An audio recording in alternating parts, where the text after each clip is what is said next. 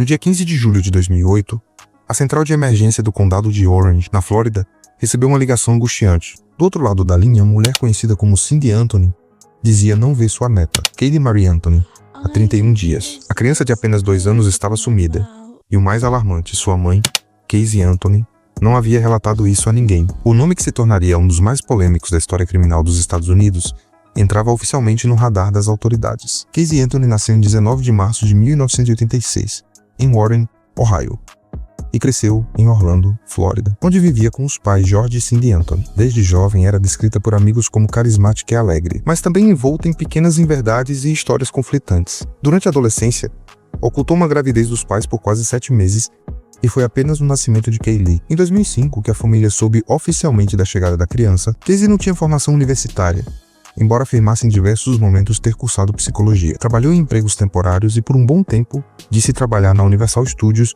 algo que mais tarde se revelaria falso. Kaylee era criada na casa dos avós maternos, onde também vivia com a mãe, Casey, Cindy Anthony. A avó aparentava ser a figura mais estável da casa, cuidando da neta com dedicação. Segundo testemunhas, a criança era vista com frequência nos braços da avó, sorridente, bem cuidada, e era evidente o vínculo entre elas. No entanto, o relacionamento entre Casey e seus pais nem sempre foi harmonioso. Discussões constantes, pressão para que Casey contribuísse financeiramente, e desconfiança sobre suas saídas noturnas eram comuns. No dia em que Cindy ligou para a emergência, ela não apenas relatou o sumiço de Kaylee, mas disse algo que mudaria o rumo do caso. Afirmou que o carro da filha exalava um cheiro insuportável e que acreditava ser o cheiro de algo muito errado. A polícia foi imediatamente até a casa da família Anthony e começou a interrogar Casey. Ao ser questionada sobre onde estaria Kaylee, a mãe respondeu com calma. Segundo ela, a criança havia sido levada por uma babá chamada Zineida Fernandes Gonzalez, a quem chamava de Zane. Casey disse que a mulher era sua babá de confiança, que cuidava de Kaylee há quase 2 anos e que havia desaparecido com a menina no dia 16 de junho. Porém, quando os investigadores pediram mais detalhes como endereço e telefone da babá, foi que Casey se enrolou. Levou os detetives a um condomínio onde disse que Zineida morava, mas o local estava vazio. Levou-os ao trabalho na Universal Studios, onde foi obrigada a admitir, após caminhar com eles por corredores, que não trabalhava lá fazia anos. As mentiras começaram a ruir uma a uma, e quanto mais se investigava, mais estranho parecia tudo. Durante os 31 dias em que Kaylee estava sumida, Casey não demonstrou preocupação aparente. Foi vista em festas com amigos, tirando fotos sorridentes, dançando em baladas, e até fez uma tatuagem com a palavra Bella Vita, que em italiano significa vida bonita. Enquanto isso, sua filha estava desaparecida. O comportamento chamou a atenção da mídia, da polícia e do público. O carro de Casey, um Pontiac Sunfire branco, havia sido rebocado de um estacionamento dias antes. Ao ser liberado para a família,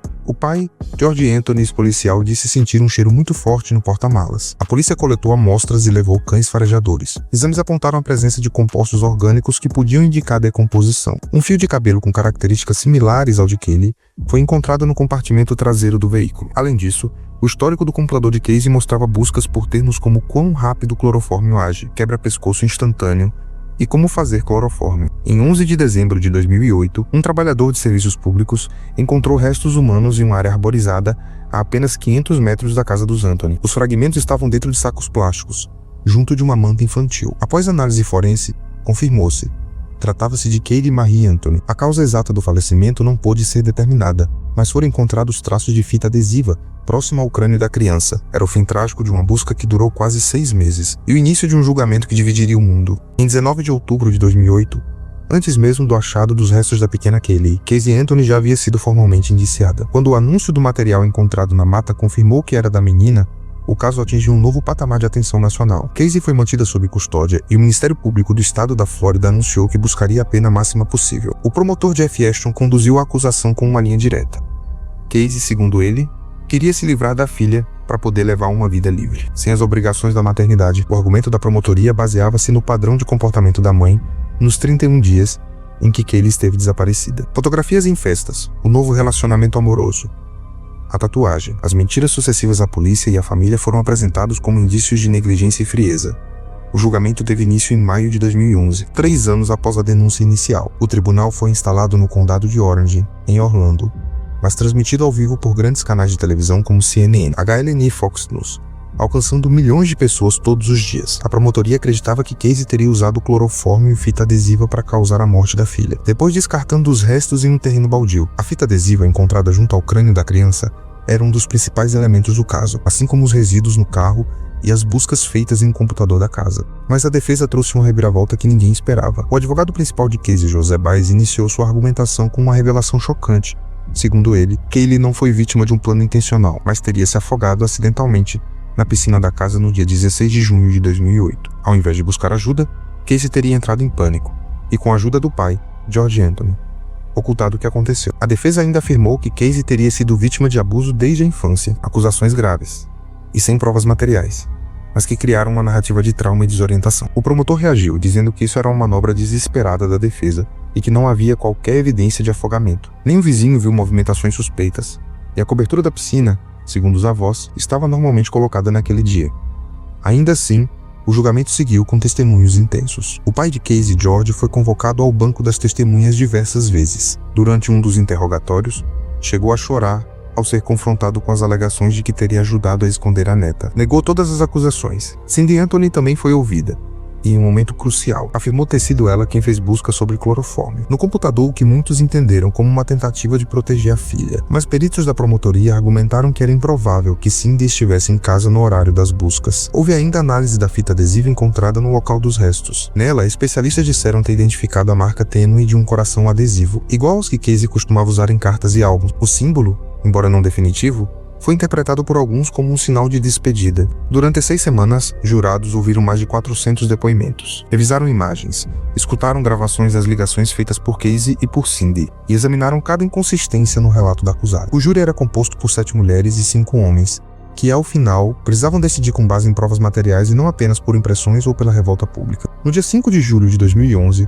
o veredito foi anunciado. Casey Anthony foi considerada inocente das acusações mais graves. O tribunal não encontrou provas suficientes para condená-la por ação intencional na morte da filha. Foi considerada culpada apenas por 4 acusações de falsas declarações à polícia. O público reagiu com indignação. Do lado de fora do tribunal, pessoas gritavam, choravam e seguravam cartazes com o rosto de Kaylee. Muitos acreditavam que a justiça havia falhado. A própria promotoria se mostrou frustrada, dizendo que fez tudo o que era possível com o material disponível. O principal ponto levantado pelo júri foi a ausência de causa confirmada da perda da vida de Kaylee. Sem essa definição, e sem provas diretas que ligassem Casey à ação final, a dúvida pesou mais que a emoção. Casey Anthony foi libertado em 17 de julho de 2011, após cumprir pena pelas falsas declarações. Desde então, evitou a imprensa, viveu em um local desconhecido por algum tempo, e apenas em 2022 deu declarações públicas novamente, em um documentário da plataforma Peacock. Mesmo absolvida, continua sendo uma das figuras mais rejeitadas do país. Kaylee Marie Anthony, cuja curta vida impactou uma nação inteira, tornou-se símbolo de debate sobre como proteger melhor crianças em risco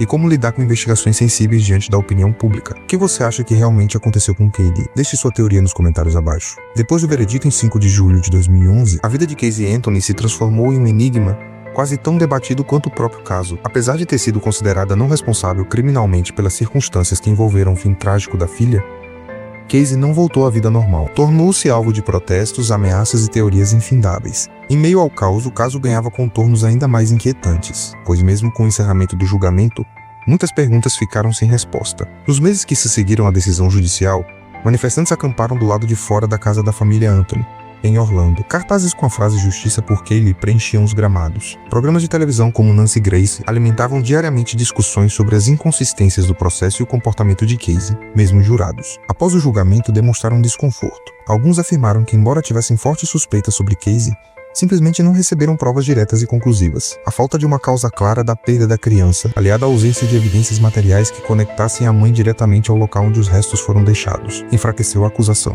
E então, outra virada: o surgimento de um investigador chamado Dominic Casey, que trabalhava inicialmente com a defesa, declarou que teria visitado a área onde os restos foram encontrados em agosto de 2008, 4 meses antes da descoberta oficial. Isso levantou uma suspeita.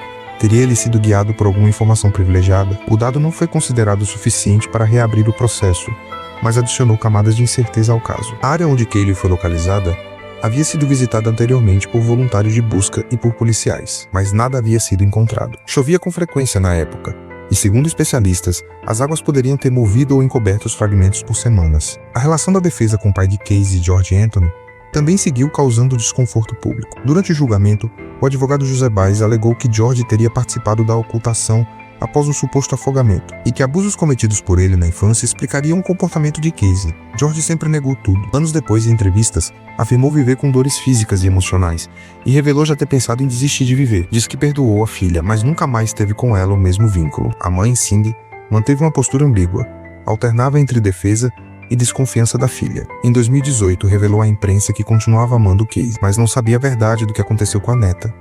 Enquanto isso, Casey Anthony permanecia fora do radar. Conseguiu empregos temporários, viveu com amigos em locais não revelados e usava nomes diferentes para evitar ser reconhecida. Em 2016, reapareceu discretamente, trabalhando como fotógrafa. Em 2022, participou do documentário Casey Anthony Where the Truth Lies, onde apresentou sua versão dos fatos. Segundo ela, Casey teria se afogado na piscina da casa na manhã de 16 de junho de 2008. Disse que o pai, George, teria encontrado a menina, a levado nos braços e nunca mais a viu. Casey declarou não saber o que aconteceu depois, e que foi manipulada pelo pai para manter o silêncio, movida por medo e culpa. Muitos contestaram esse relato. Críticos apontaram que ela nunca mencionou essa versão anteriormente, nem durante as investigações ou o julgamento. Além disso, não havia registros de trauma físico, nem testemunhas para confirmar essa hipótese. Ainda assim, Casey reafirmou tudo diante das câmeras, dizendo que só agora conseguia contar a verdade por estar emocionalmente mais forte. No entanto, especialistas jurídicos analisaram o documentário como uma tentativa tardia de controlar a narrativa. Como nunca foi novamente indiciada, o depoimento não teve consequências legais, mas reacendeu o debate. Sobre o que realmente aconteceu em junho de 2008, a ausência de uma explicação definitiva transformou o caso em um símbolo de frustração coletiva. Programas de debates, fóruns da internet, podcasts e livros continuaram explorando cada detalhe. Por que Casey não ligou para o resgate? Quem colocou os sacos na mata? Como uma criança de 2 anos poderia simplesmente desaparecer de uma casa cheia de adultos? Por que ninguém percebeu nada na manhã do suposto afogamento? E principalmente, por que tantos fatos objetivos foram substituídos por versões subjetivas? Se você está acompanhando essa história até aqui, comente abaixo. Você acredita na versão de Casey ou acha que a verdade foi enterrada para sempre? Sua opinião pode ajudar a manter viva a memória de Casey. Desde sua libertação em 2011, Casey Anthony se manteve majoritariamente em silêncio. Sua vida passou a ser dividida entre aparições discretas, tentativas de reconstrução pessoal e a vigilância constante de uma sociedade que em grande parte nunca perdoou. Mesmo absolvida legalmente, sua imagem continuou atrelada à tragédia que envolveu Kaylee. A jovem mãe, que um dia apareceu dançando em festas enquanto a filha estava desaparecida, jamais conseguiu se desvincular dessa imagem pública. Em 2013, tentou registrar uma empresa com seu nome, mas a ideia fracassou após a repercussão negativa. Em 2018, surgiram notícias de que vivia em West Palm Beach, na Flórida, em uma casa financiada por um antigo investigador que trabalhou com sua defesa. Durante esse período, surgiram boatos de que Casey desejava ter outro filho e começar uma nova família. A informação causou revolta pública. Muitos acreditavam que, mesmo que nunca tenha sido considerada culpada pelo tribunal, ela deveria abrir mão da maternidade voluntariamente, por respeito à memória de Kaylee. Em entrevistas esporádicas, Casey tentou mostrar uma versão mais madura, calma, e afirmava que vivia atormentada pelo que aconteceu. No entanto, jamais mudou sua narrativa. Insistia que não sabia o que havia acontecido com a filha. Após o suposto afogamento e que sua reação confusa, durante os 31 dias de ausência da menina foi fruto de traumas passados. Kaylee Marie Anthony, por sua vez, virou símbolo nacional. Seu nome foi usado em projetos de lei, como a Lei Kaylee, proposta em vários estados dos Estados Unidos da América, que estabelece punições mais duras para pais ou responsáveis que demorem a reportar o desaparecimento de uma criança. Em alguns lugares, passou a ser obrigatório comunicar às autoridades em até 24 horas. A proposta surgiu diretamente da indignação do público, ao saber que Casey levou mais de um mês para informar que Kaylee estava sumida. A medida, considerada de interesse público, foi aprovada em diversos estados. Ainda assim, a dor pela ausência de respostas completas permanece. O local onde os restos de Kaylee foram encontrados, antes uma área de vegetação rasteira, tornou-se ponto de homenagens silenciosas. Ursos de pelúcia, flores e cartazes com frases como "We will never forget you", que diz: "Nunca nos esqueceremos de você", se acumularam por anos no local. Cindy e George Anthony, embora tenham tentado seguir com suas vidas, carregam até hoje o peso de serem os avós de uma criança que se tornou símbolo de um sistema que, para muitos, falhou em nome da dúvida. George sofreu um acidente de carro em 2018 e declarou que, após tudo,